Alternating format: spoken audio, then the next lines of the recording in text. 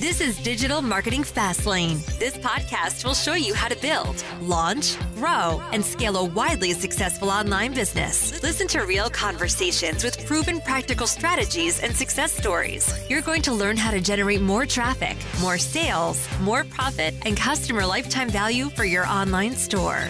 Coming to you from the online marketing experts at Voy Media, here's your host, Kevin Urrutia. Welcome to the Voy Media podcast. This is Eric Philippou. I am with Kevin Urrutia. Hey, Eric. How are you doing today? Good. Also, if you're watching on YouTube, hello. Nice to see you again. So today we are going to be auditing another brand, just going through them. This is not a completely new brand to us. I actually purchased this product last night. It was the first item I bought from a Facebook ad in several years, possibly the first ever. I don't think that's true, but we can argue about that later. All right. I'll have to check your click history. My attribution history in my bank account. But anyway. But I think what you say is an interesting point because I think people always say that they never click on ads, but I think somehow they just don't realize they're clicking on it. What do you think? Because obviously, my biggest example here is Google. Google is obviously your search engine, but if you look at the first 4 organic results, those are ads. I'm not sure the exact number, but last quarter, Google made some $400 billion in pure ad revenue, right? So there's people clicking, right? But if you ask any of your friends, they're always gonna be like, hey, I never click on ads. But even Wilson, who was the other partner of Voy Media, he sometimes looks at his little sister when she searches for things, and she's clicking the first or second result, and then Wilson's like, that's an ad. She's like, oh, really? I didn't know. That's interesting. Yeah. So I think that's why and that's why we tell brands like Google and Facebook ads are great, because even if people say they don't quote unquote click, they're just so native to the platform that they just look natural. And that's why sometimes we see ads with such high click-through rates, right, Eric? Absolutely. That's a really interesting point. So anyway, the brand we are talking about today is called Magic Spoon. They are a ketogenic or low-carb kind of health food breakfast cereal. So that's pretty cool. We're going to start by looking at their website. Kevin, do you have the website up on your screen as well? Yeah, I love their website. It's good. Yeah, nice and simple. Little added motion, which I like. It's very tasteful. So not too distracting, but enough to, have some activity. I like the bold blue. Colors are cool. Yeah, cool branding so far. Try now. Landing page optimization. I like it. Nice and simple. Just shop now, explore. All right, let's scroll down. Yeah, so what I like so far on this website, like I said, it's called Magic Spoon, and their background is kind of like a magic curtain. So that's pretty cool. And I scrolled down for a little bit, and I was already hit with a pop-up. Did you get that pop-up already? It's possible I did. Let me actually refresh in case it is a pop-up. But so basically they have a pop-up, which is great because we always say that you need to be collecting as many emails as possible. And if you have a pop-up like this, and the great thing about their pop-up too, is that they have an enticing offer. So Eric, the offer is win free cereal. So you enter a daily chance to win a 1-month supply of Magic Spoon. Okay. Which is now I remember it. I should click that last night when I went to their website. So so I'm guessing you didn't win. It's probably maybe a new user thing, or So this is not my first time on the website. But I think this is a great offer because it's showing that you can win a free cereal. People love winning free things, and I think what's even better enticing about this is it's a daily chance. So people could potentially come every day to the website to sort of re-enter, and that's a great way to get users to come back without having to pay for that traffic again. So, and it's interesting. Maybe just another insight to my user experience. Maybe it's just me. Maybe other people do this. Look, I just went to the website. I think I clicked an ad or something. I was on their homepage somehow, and basically I saw this. I actually didn't know what it was immediately, but I was going to X out of it. I didn't even read it, and I noted, I didn't read this, but I clicked the submission bar first instead of the X bar. I guess it was just a much bigger target. Just subconsciously clicked it. And I just autofilled. It was just as simple as hitting enter for autofill. And I submitted my email address. So they just got me when, my intent, I just wanted to get the pop-up out of the way. And just the autofill email and hitting enter was the faster route than finding the X bar or the X button. That's a little interesting insight. Maybe you can get a couple leads that way. Yeah, so let's go back to the website. Basically, I'm scrolling down. I think the website's beautifully designed. Absolutely. The little donuts are cute. Keeps like a playful, I guess they're cereal pieces, not donuts, but they're shaped as donuts. So. Yep, they're cute. I like the color scheme that they're using. Forbes, Delish, Fast Company. So, it's like very serious. So basically a lot of social proof, credibility in the beginning. You see a lot of good DTC websites thrive on that. Mm-hmm. Something that I always don't know if brands should do is it's nice that they have like Fast Company and they Forbes, but sometimes I'm not sure if they should be actually linking to these articles. That's interesting. And the reason why is because sometimes it just gets them off the website and goes somewhere else where that other website could potentially lead them to another website. So that's true. I'm a big fan of obviously having the social proof, but if someone wants to go and look at the article at Forbes or Fast Company, they can go and Google it. Yeah. In their defense, it does open in a separate tab. Yeah. But I know exactly what you mean. I even saw someone comment that on recently in another brand that we work with. Yeah. And I thought, I don't know if I include that in a landing page because I don't want people to leave the site. Maybe the homepage for just general brand thing, it's worth taking a look at. That's interesting. You can check, I guess, in your analytics exit page or reasons people left the site. If they click that and that's losing you a lot of traffic, you can adjust accordingly. That's an interesting thing. Yeah. Nice. As we scroll down, again, the user experience is pretty nice and simple. So I love that. So smooth, very smooth. Yeah. I like the color scheme that they're using on their boxes too for cereal. Very simple, playful branding. I like it. I like they use like 3D and like textures and angles. It's a little twist on like an otherwise very simple color schemes. Yeah, they use a lot of gradients here. Yeah, this is really cool. A lot of cool effects. Yeah, the design is really good. So what I'm going to do right now, I know homepage looks fine. Great homepage, so it shows about the brand. What I'm going to click is the try now that I saw on the homepage on the top screen. So this takes you to a cereal pack, which is one case of 4 boxes. It looks like the cereal has over almost 4,000 reviews, which is crazy. That's a good amount. Yeah, that's a lot. But one thing about these reviews that's sort of very interesting to me is it's crazy that they just have so many. From what I'm looking at, they only have 60 bad reviews. If I consider 2 1-stars bad, that's kind of low compared to how many reviews they have total. So who knows what they could be doing with those reviews? That is something for the listener to think about that. Yeah, but I mean, depending on your intent, I came here as an inbound lead, or I was thinking about this before I got the ad because I heard something about it on a podcast or something. So I was a little warmed up, but I guess top funnel traffic would probably be scrolling. And as you scroll on this product page, they have a nice little cute graphic, a spoon kind of moving as you scroll down, which that's cute. But it shows the visual, very beautiful visuals. You see what the cereal looks like. It does look like the kind of kids sugary cereal that any sweet tooths listening probably would love.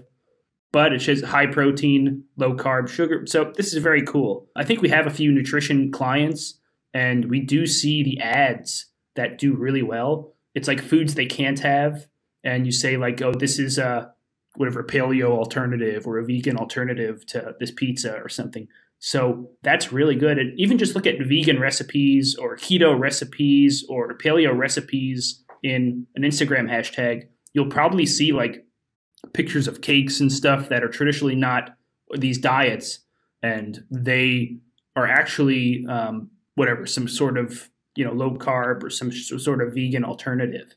So that's just an interesting thing about this food niche. It's actually something I noticed as an example in one of our old podcasts. All right, they got the ingredients. I do like, because whenever someone makes a huge claim, you want to, in nutrition, I guess people like to see the ingredients, so they make their ingredients very obvious. That's pretty cool. So they got protein blends, coconut oils, monk fruit. They got some sweeteners. That's interesting. Nutritional panel. All right, obviously they're crushing these super sugary cereals in, the health things.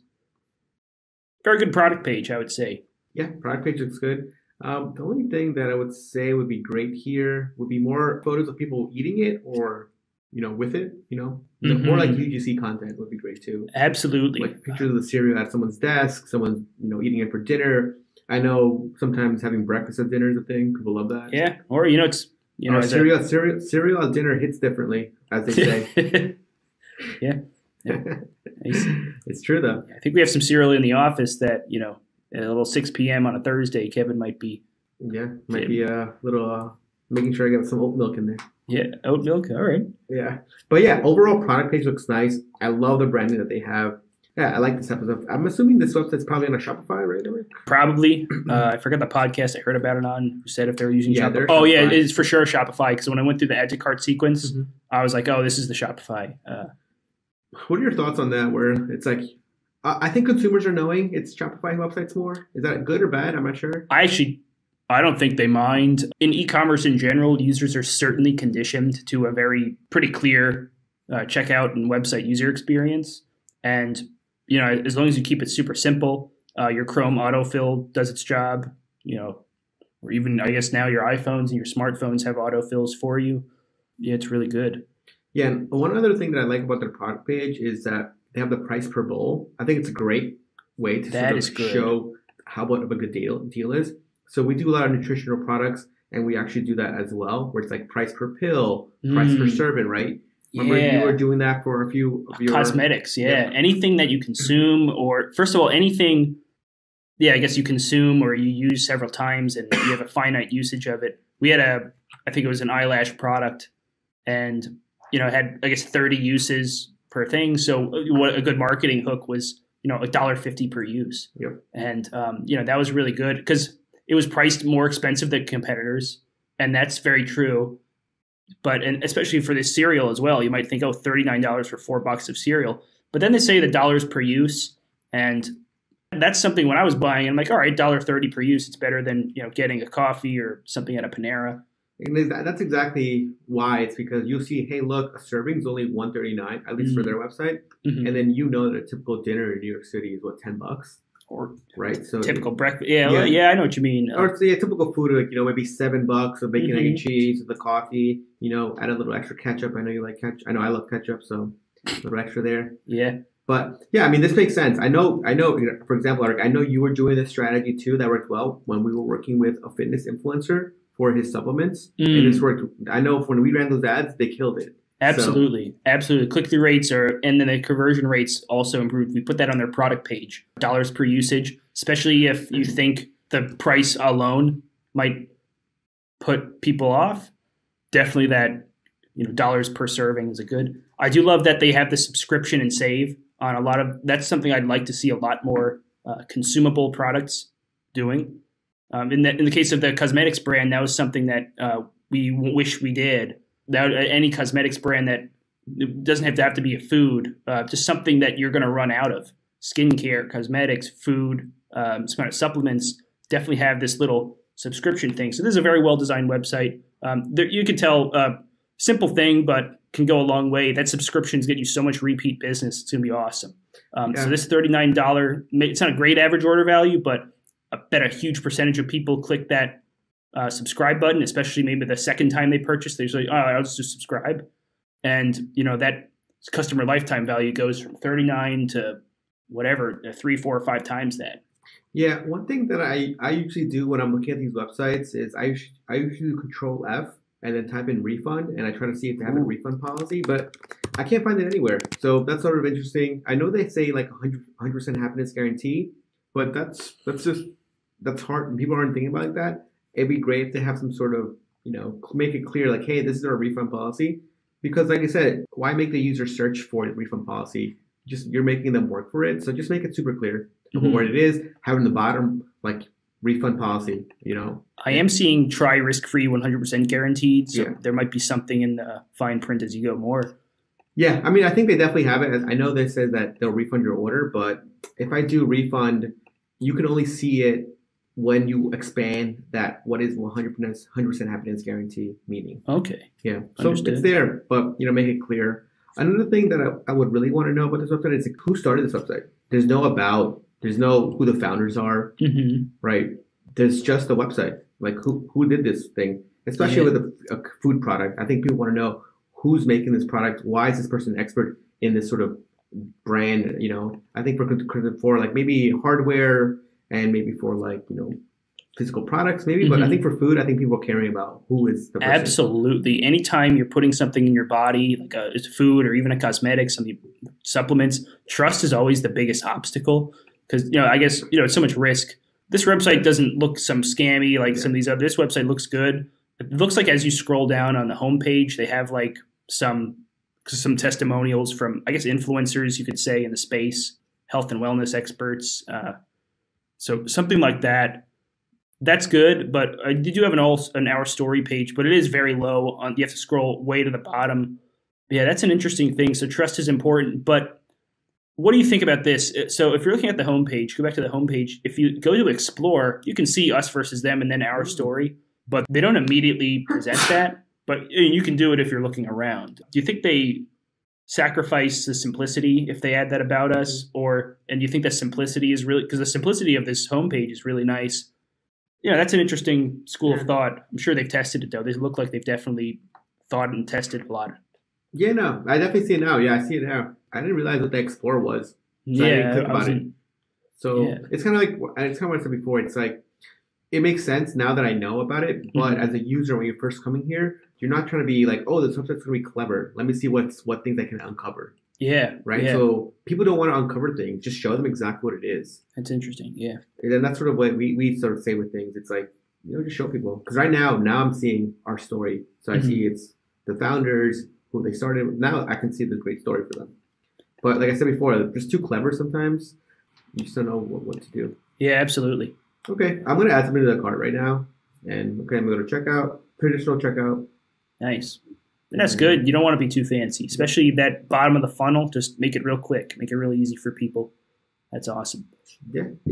I think that checkout, it's interesting. With everybody almost using Shopify now, the checkout process is almost always the same, so which is great, kind of what you said. People are used to the fields they need to type in. People are used to the credit card information. Yeah. And then now, like where before, like remember when we were doing e-commerce a long time ago, everybody's checkout was a little bit different, and then that was like always a nightmare to sort of see what to do. But Shopify has definitely helped sort of standardize that. Absolutely. Nice. Okay, perfect. You want to go to the ads now? Yeah, let's take a look. I'm looking at their ads library right now. If you're watching on YouTube, I'm just going to scroll to the top. I was scrolling a little before the recording, but yeah, I got, let's see if there's a difference if I go to all instead of United States. All right, it looks like only targeting the United States because the number didn't change. I guess the drop down is also just one country. So basically what I'm looking at, I'm going to start scrolling. I see some very nice visuals, just like the website. They're definitely keeping true to their branding in their ads, not just bland or random things. Definitely not like stock imagery. So aesthetically, they look really nice. This one is interesting. This is one I actually saw that got my attention. Maybe the one I saw was slightly different, but this division, if you scroll down a little, I guess it's like the third row, you see an us versus them graphic, which is really cool. I like it a lot. Changes a lot of colors. I love what they do with colors. It's really cool. It does have that like kid cereal, almost nostalgic feeling. So they definitely know what they're doing. Nice. That's really cool. All right. Yeah, I like this us versus them. That's a really interesting one. That's something worth trying out for any brand that has a very clear metrics that's better than the competition. That's perfect. I'm sure that's common a lot in the food niche, but any other visual niche or anything you do, that's a pretty cool trick. Yeah, no, I love this ad. It's really great. It stands out. The colors are amazing on this ad. So interesting. I'm going to also scroll actually back up a little. I see this little cereal box video. I'm just going to click it and see what it looks like. Just a cereal box moving into the screen. Looks like a 3D animation. It changes. Well, so I guess complex from a technical standpoint to make. I mean, it's not your simplest, but it looks very simple to the viewer, and it just makes a nice impression. It shows that variety with the switching, which is a thing that that's pretty cool. And from what we can tell right now is that this looks like a prospecting ad. So they're using this for top of the funnel, because if you hover over at the ad library, Eric, you can see that the UTM says UTM source equals FB prospect. So that's most likely top of the funnel type of campaign. I'm seeing it. I don't know if you can see the bottom of my screen in the loom, but it does say.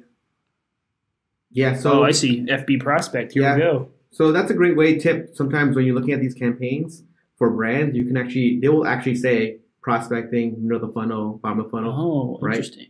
So then as an owner, you can sort of see what they're trying. So right from here, we can tell that this is clearly a top of the funnel video, right? Yeah. And then for those not listening, if you're an ads library, you hover over, I guess, the URL or the link part of an ad in the bottom left of your Chrome browser.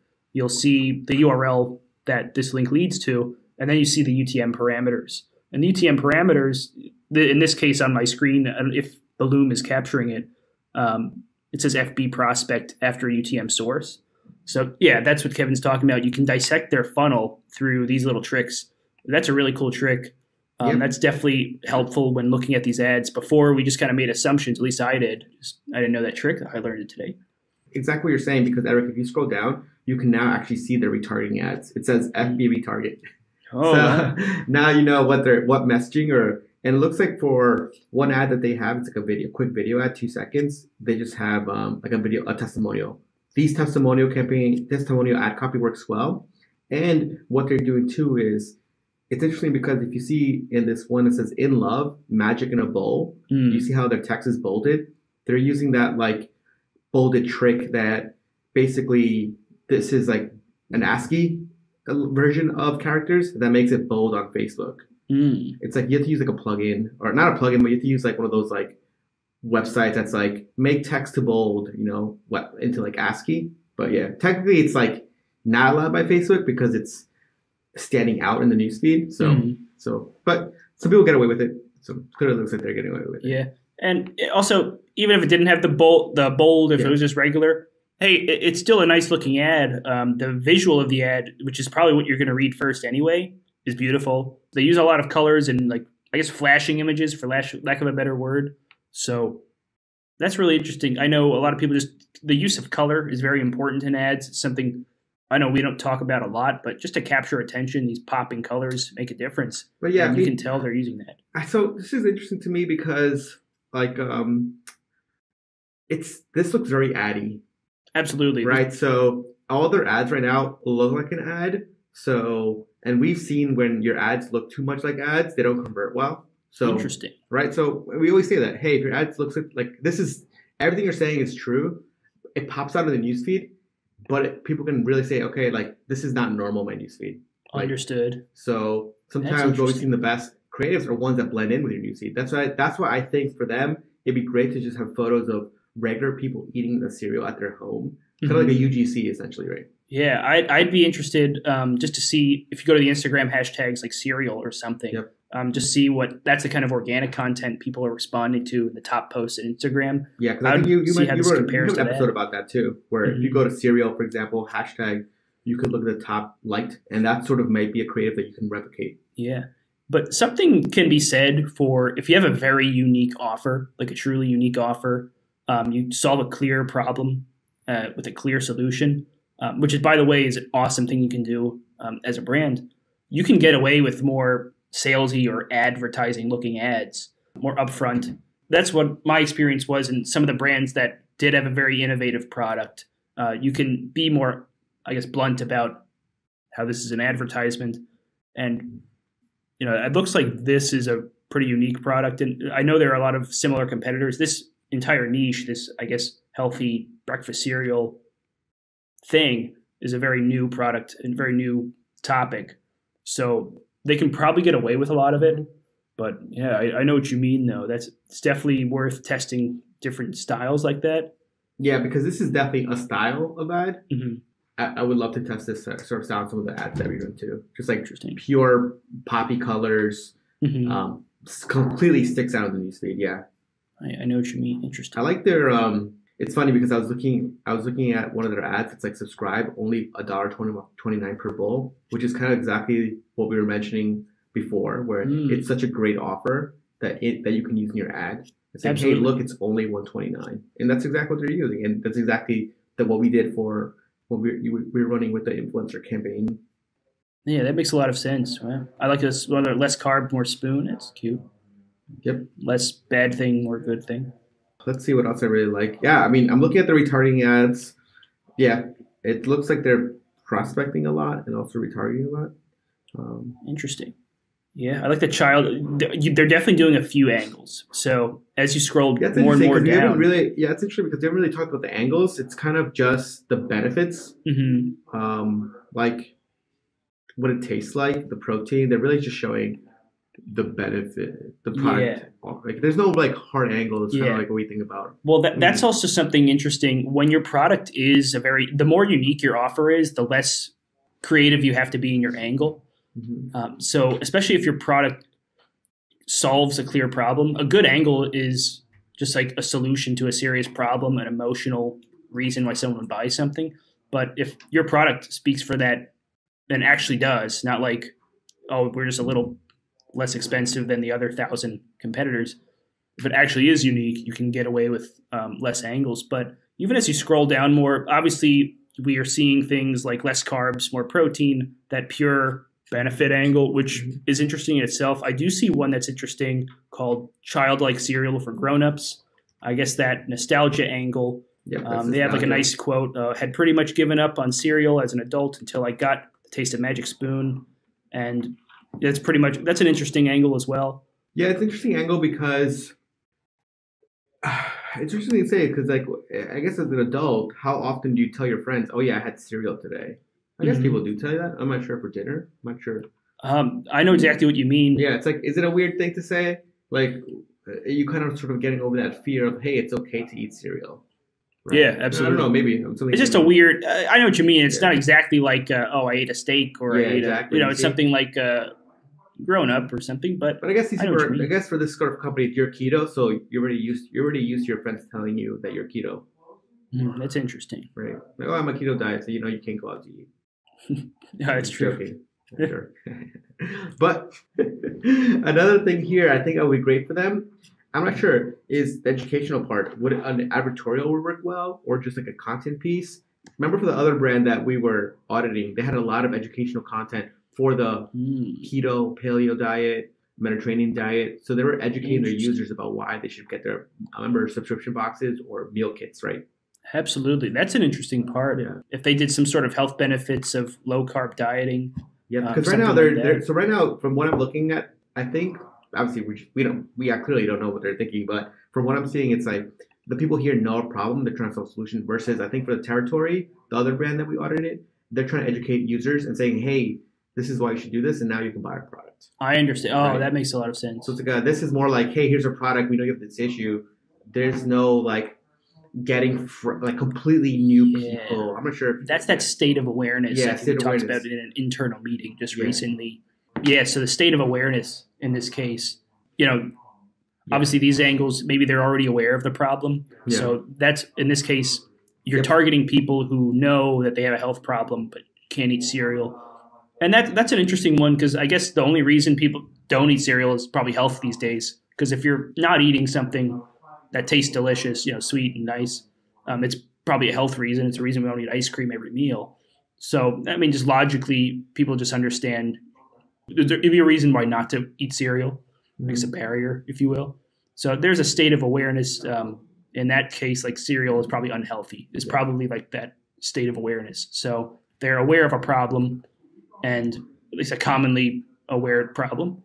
And so they're addressing it that way. But what Kevin's alluding to is the state of awareness for last week. It's just, I guess there's a food service that offered, paleo diets or vegan or keto diets.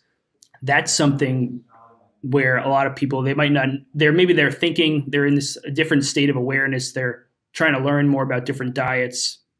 And so that's an interesting part. I'm not sure if they try this too, but I think it'd be great to sort of maybe have an offer here that's sort of like maybe a small sample pack. Kind of remember when you were in high school or college, you had like a mini bowl where you put it. I mean, we have some of those in the office, those mini cereals. I think that would be a great sort of, free plus shipping model. Absolutely. Or hey, try it for $5.99. Because if you think about how much one box costs, what's the price of one box? I think $10, right? Something.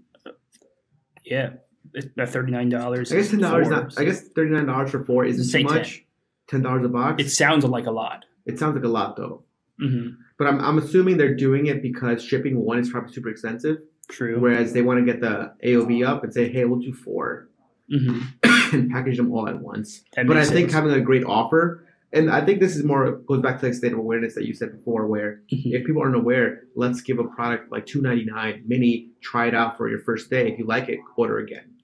I was actually listening to a podcast called E-Commerce Influence. Shout out to them. Great podcast. where I think the head of Cereal Shop there was another cereal brand. Oh, Cereal School. That's what it was. Cereal School. They said they just putting cereal samples in little bags. And I think they're sending them that out for free, or people who subscribed, or influencers. And they got a huge response. And they're probably a direct competitor of Magic Spoon. They are keto or low carb cereal, high protein cereal. It's just funny. Another brand in that niche is doing that free plus shipping just to get a really big top of funnel customer base. And that being said, they did make a lot of money on their email. They said a lot of repeat business, I imagine, with the good email list. Yeah, no, email's always part. Let's see what else, Eric. Yeah, let's look more at their ads. Obviously, you can see they're doing a lot with stories. Let's open up one of these stories ads. I'm assuming this is a story. This looks like a carousel. This is a very vertical ad. Basically, if you're looking at my screen, I'm scrolling up. You'll see some ads that look like they're made for Instagram stories. They look like they're in that 9:16 aspect ratio. I think it's pretty cool. It's literally the product in the box, and in the background they have cake, I guess the flavor of the cereal in the background, a lot of colors. That's something we like to see with the story ads. Again, you see the same with the other flavors if you're looking at my screen. It's a very immersive thing, so you can get very creative with stories. It looks like they're not just rehashing feed creatives and just stretching them out a bit. They're making creatives that look really, really good, specifically on the stories. And that's something we definitely recommend, because the CPMs on stories we're seeing is much lower lately. Yep. So you can get, all the costs are going to go down if you're on stories, if your CPM is lower. So your CPA is going to be lower, your profit's going to be better. So that's really interesting. Want to look at maybe if there's a funnel that we can examine. Let's look. A lot of times we click these ads, and I clicked one by accident. Let me see what it looks like. It's interesting. They're running a lot of these prospecting ads. They're running it to their homepage. Yeah, so I'm gonna look at their Instagram. Interesting. I'm just clicking as many of their ads as possible. It looks like a lot of them are going to the homepage.